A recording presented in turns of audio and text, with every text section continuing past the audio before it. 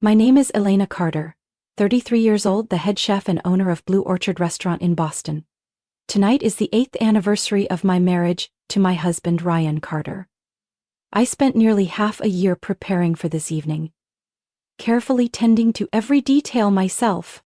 I personally chose table 8, the one with the best view of the Beacon Square sparkling with lights. I designed a 6-course menu, with each dish evoking an important milestone in our love story.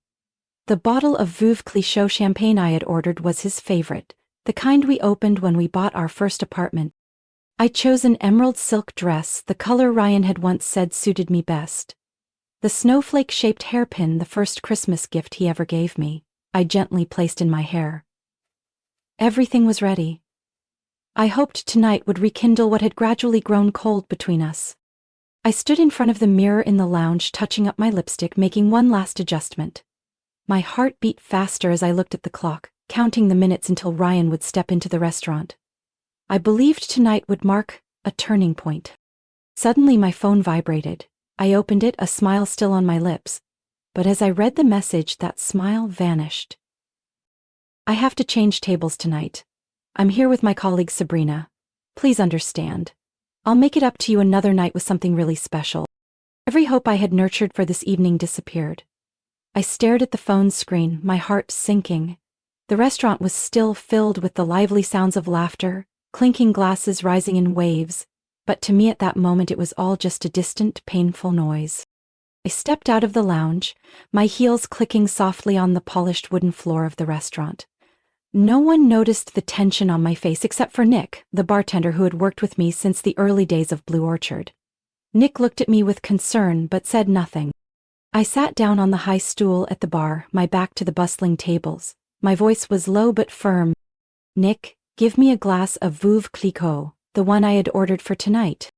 He nodded without a word, and in just a few seconds, a glass of golden champagne was placed in front of me.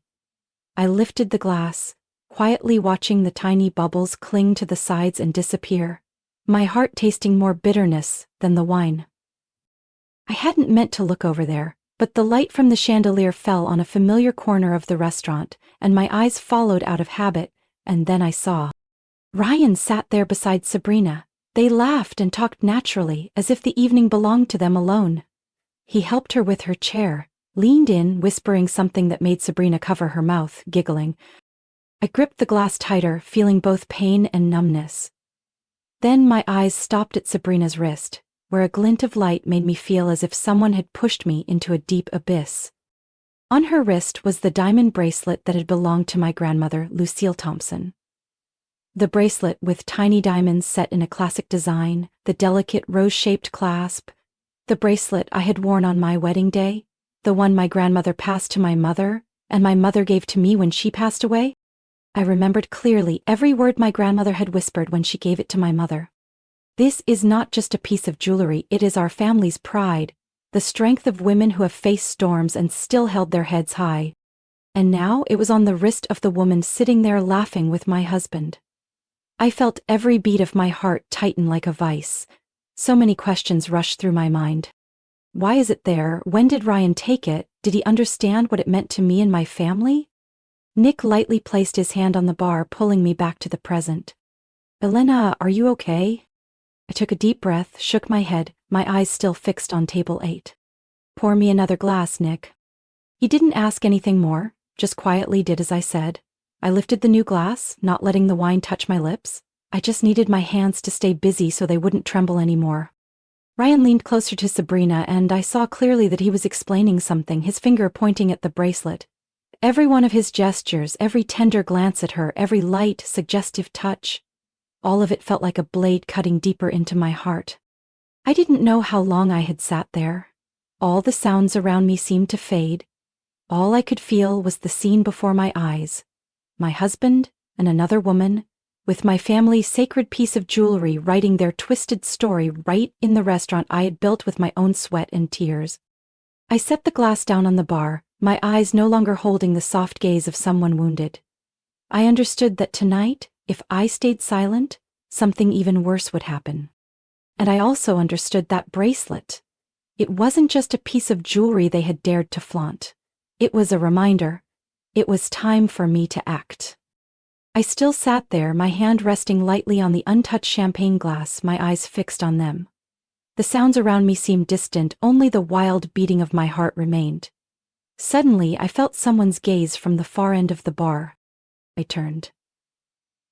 A man in his 30s, tall and slender, his face tense, was staring at Ryan and Sabrina's table. His eyes couldn't hide their darkness, his hand gripping his whiskey glass so tightly his knuckles turned white. In that moment, a chill ran down my spine. I softly asked Nick, "Is he a regular?" Nick shook his head slightly. "No, this is the first time I've seen him here." I couldn't take my eyes off the man. A cold truth slowly emerged within me, like the final piece of this cruel puzzle falling into place.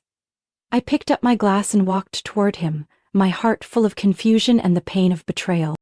He looked at me as I stopped beside him, his eyes filled with unease. I spoke, my voice soft but clear. "Are you also watching that table?" He was silent for a moment, then gave a quiet sigh of agreement. "My name is Lucas Bennett, and the woman sitting there, Sabrina, is my wife." My heart ached. I nearly had to grip the edge of the bar to stay standing. I whispered, "I'm Elena Carter. The man sitting with her is my husband." We looked at each other, and without another word, we understood. We were both victims of a charade, staged by the two people we had trusted most.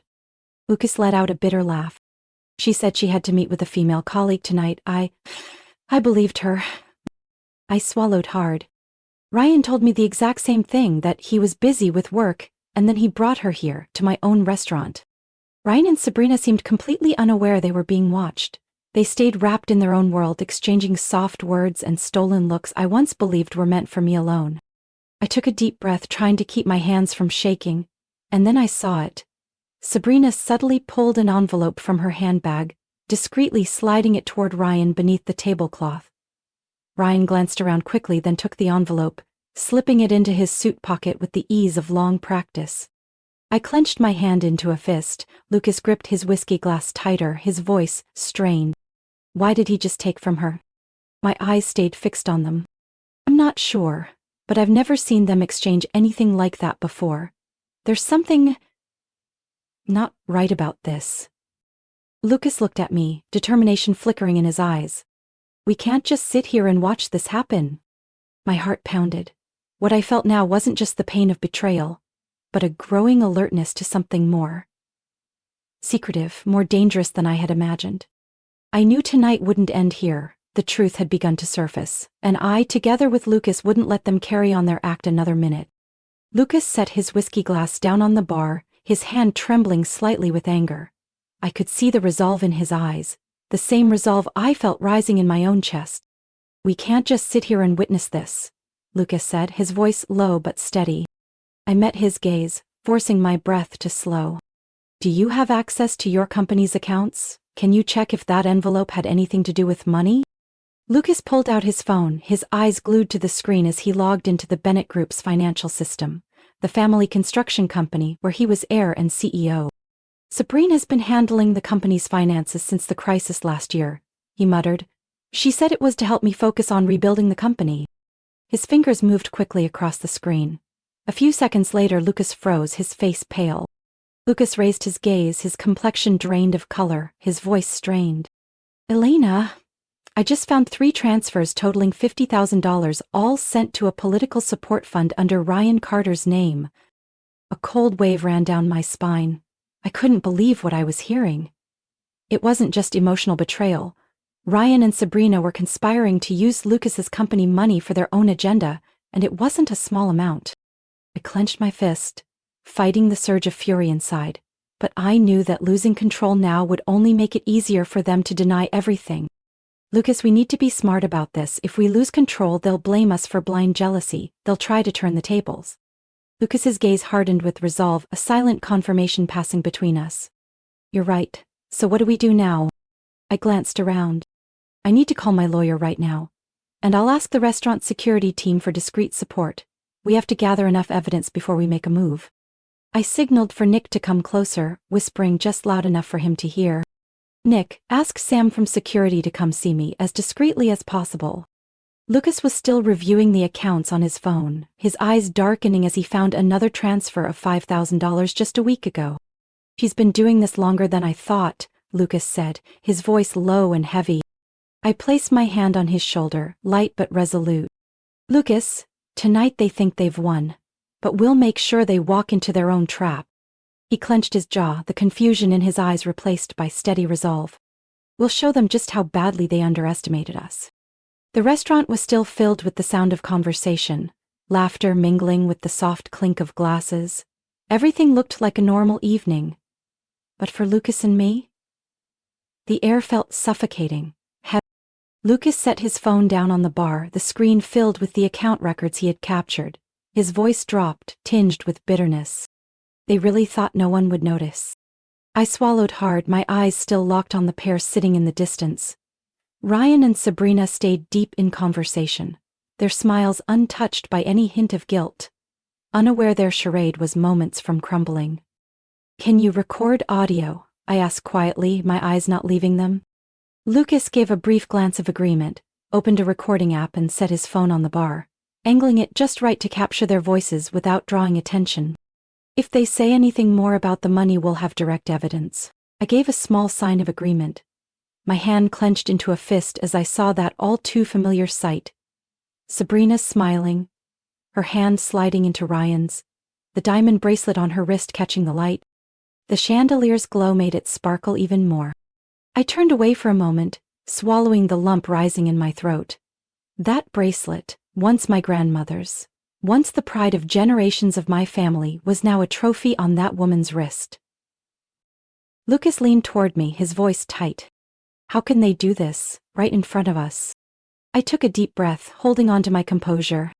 "Because they think we can't see, and now that arrogance will be what brings them down." At the corner of the restaurant, Sam had discreetly positioned 2 security staff near the area. They blended in with the guests, drawing no attention, but ready to act if needed. Ryan leaned in close to Sabrina, said something that made her giggle, her hand brushing over her wrist again. The sight felt like a knife twisting deeper, but instead of pain, I felt my heart go cold. The fury turned into resolve. Lucas glanced at his watch, murmuring, "Hermes Birkin bag. They're about done. I see Ryan checking the time." Just as he said, Ryan glanced around, then signaled for the waiter. Sabrina adjusted her hair, that smile still on her face. They had no idea their last moment of safety had already passed. I slowly set my glass down on the bar, looking up at Lucas. "When the check arrives, we move in. By then they'll have no excuse left, nowhere to run." Lucas glanced at me, his face tight with tension, but the confusion was gone from his eyes. "Elena, tonight they'll learn we're not so easy to push out of the game." I glanced quickly around the restaurant. The background music still played softly, the lights still warm like any other night. But to me, this was the last quiet moment before the storm broke. The server approached their table, holding the check in a brown leather folder. Ryan took it, a flicker of tension in his eyes as he glanced at the total on the slip. Sabrina kept smiling, her hand lightly touching his. I took a deep breath, my heart pounding, but my mind strangely calm. "Lucas, let's go." We left the bar together. Each step felt like it erased all those days I had tolerated. All those times I'd told myself to be understanding. The distance between us and those 2 was now only a few paces. Tonight, right here, all their lies would be exposed under the brightest lights of Blue Orchard. Lucas and I walked forward, our steps heavy but sure, the soft yellow glow cast onto the wooden floor, making what should have felt cozy now seem cold, in a way I couldn't name. Ryan looked up as I approached. For a second I saw him freeze, as if he couldn't believe his eyes, but then he quickly regained that familiar calm, the polite smile appearing at once. "Elena, you really came? I thought you were in the kitchen." I didn't answer right away. My gaze stopped at Sabrina's wrist where the diamond bracelet still glittered under the lights. I gently pulled out a chair and sat down, my back straight, my eyes fixed on the man I once called my husband. "I only came to offer my congratulations. After all, it's a special night." Sabrina gave a nervous laugh, tugging her sleeve down to hide the bracelet, but too late. I leaned slightly, my voice just loud enough to be heard. "The bracelet? I assume Ryan told you it was a family heirloom?" Sabrina flinched, her eyes darting to Ryan for help. He shrugged, forcing a weak laugh. It just looks like the one you used to have. Must be a coincidence. I pulled out my phone, opened a photo of the clasp where the small engraving read, Lucille T., Boston, 1954. I held it up in front of them next to Sabrina's wrist. No words were needed, it was obvious. That bracelet isn't just my grandmother's keepsake. It's a symbol of the courage and resilience of a whole generation. And today you chose to wear it in some cheap little play. Ryan sat silent, his eyes blinking rapidly. Sabrina had gone pale. I tilted my head, looking straight at her. I wonder, besides that piece of jewelry, how much more of my property has he used to impress you? The air around the table seemed to thicken. Ryan cleared his throat, trying to stay calm. Lena, you're misunderstanding. This is a work dinner. Sabrina's just helping me connect with a new sponsor. There's nothing wrong going on here. A soft laugh escaped me as I looked toward the bar. Lucas approached with quiet purpose, placing his phone on the table. The screen spoke for itself. 3 transfers, $50,000, all directed to Ryan's campaign fund. She's my wife, Lucas said, his voice steady and low. And those transfers? Sabrina had no right to approve them without me. Sabrina opened her mouth to speak, but no words came out. Ryan flushed red, his eyes darting around as if searching for an escape. I turned to look at Sam, the head of security, standing a few steps away. I gave a slight nod. He understood. His 2 staff moved in, standing at angles beside the table, discreet but firm enough to send a warning. I suggest you stay seated, I said, my eyes locked on Ryan. The check hasn't been paid yet, and I'd really hate to call the police over a dine and dash, not to mention everything else. Ryan planted his hands on the table, his voice sharp. Elena, you're making a scene. Are you trying to destroy my reputation? I leaned back, my voice calm. A real reputation doesn't need shady money or stolen jewelry to build, and if that's what you're afraid of losing, that's truly a shame. Lucas said nothing more, just stood there, his gaze as hard as steel. Sabrina's hands trembled as she fumbled in her purse for a credit card, so clumsily she dropped the whole bag. A few papers spilled out, including a financial memo with Lucas's company logo. I bent down, picked it up, scanned it quickly. Internal transfer, discretionary funding, campaign expenses, no source listed. I didn't need any more. Ryan tried to steady himself with a deep breath, but his pallor and faltering voice revealed the truth. Elena, you're misunderstanding. I did all this for our future. It's all temporary, I can explain. I folded my arms, my eyes fixed on him. Explain what, Ryan? The company funds you stole from Lucas? The family heirloom bracelet you so boldly gave to someone else? Or the property documents you tricked me into signing? My words rang clear in the restaurant, which was now falling silent. Nearby diners began glancing over, some quietly pulling out their phones, their screens casting pale light on curious, surprised faces. Sabrina started trembling, tears welling up as she clumsily tried to gather the bags she'd dropped. She stammered, Elena, I never thought it would come to this. Lucas stepped forward, placing a hand on her shoulder, his voice controlled but firm. And what did you think, Sabrina? That you could embezzle company money forever without anyone noticing? That I'd stay blind and trusting forever? Sabrina broke down, sobbing, her cries mingling with the whispers of the crowd, with the click of phone cameras capturing everything. A few people had started recording video, their camera lights flashing. Seeing the crowd watching, Ryan's face flushed, then went pale, his eyes darting around for an escape. He forced a weak smile, his voice faltering. You're all misunderstanding. This is a private matter. Please, don't misinterpret. I didn't need to say another word. With a firm motion, I reached down to Sabrina's wrist, unclasped the diamond bracelet, my grandmother's bracelet, the one that had weathered so much with my family, and fastened it back onto my own wrist. This piece, I said, will never belong to anyone but the one who deserves it. Ryan started to speak, but I cut him off. And don't say another word, Ryan. My attorney filed the lawsuit this morning. The restraining order is being finalized. You won't get another chance to touch my property or my life. Lucas gave me a nod of solidarity. He turned to Sam, the head of security. Please make sure they don't leave until the check is paid. I'll be calling the company attorney to begin formal charges for my wife's embezzlement. Sam gave a quick signal and 2 staff quietly moved to block the main exits, their expressions firm but calm. Ryan slumped into his chair, his eyes vacant. Sabrina could do nothing but sob, hiding her face from the phone cameras now pointed at them. The whispers in the restaurant rose like waves. I heard snippets. Is that Ryan Carter? Wow, this'll be all over the internet by morning. Shameless, doing that in broad daylight? A steady breath calmed me, the bracelet's weight on my wrist a quiet reminder of what I'd reclaimed. All those months of patience, of telling myself to endure for the sake of family honor for marriage. All gone now, replaced by the peace of someone who had reclaimed justice for herself. Lucas pulled out his phone, calling the company lawyer, his voice steady but firm. Prepare the charges. I'll send over the full evidence tonight. I glanced at Ryan one last time. There he sat, the image of a once glittering politician reduced to a broken man, under the gaze of onlookers and cameras recording the final moments of his exposed facade.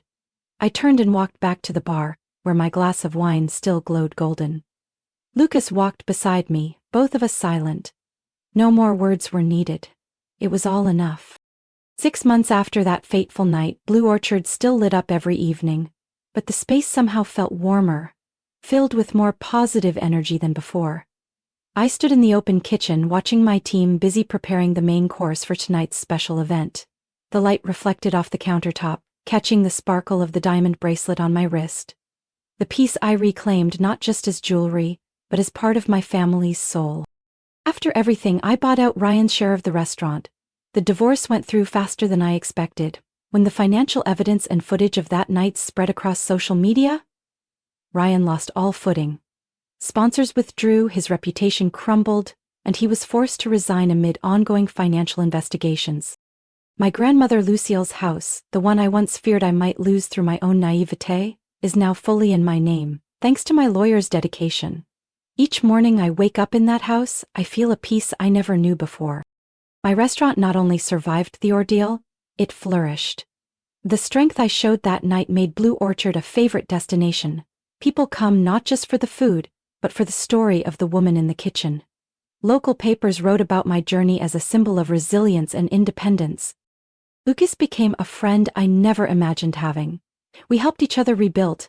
He restored his company after cleaning up the damage Sabrina left behind. Many evenings after work we'd sit together, sharing the challenges of that tough chapter. There was no romance, just deep understanding and respect for what we had both endured. I remember clearly that first evening after officially signing the papers to buy Ryan's share. I stood in the kitchen, the place that had once made me feel small amid life's demands, and now it was where I felt completely in control. The kitchen lights glowed softly against the bracelet. I raised my hand, admiring the sparkle of each tiny diamond. Each one seemed to tell a piece of the story. My grandmother's sleepless nights sewing for pennies, my mother's double shifts to raise us, and now my own fight to reclaim what was mine. In my heart, my grandmother Lucille's words echoed, "Diamond hard, diamond bright. The women of our family must live like that." Blue Orchard is no longer just a restaurant. It's my second home. The place where I found myself again after all the trials. Every guest who walks through the doors I greet with genuine respect, because now I know more than ever. No success comes free. No happiness is kept without a fight. Ryan? The last I heard, he had moved to a small town in the Midwest, managing a family insurance office. His once bright political career was over, without a word of regret from the world. Tonight, I wear that bracelet again as I prepare to serve a dessert I made myself for a special table, the people who stood by me through the rebuilding of the restaurant. As the kitchen light catches my wrist, I smile softly, not the proud smile of triumph, but the quiet smile of a woman who finally held on to what was hers. Since that fateful night, I've learned the greatest strength of a woman isn't in silent sacrifice, but in the courage to stand up and protect herself and her family's sacred values.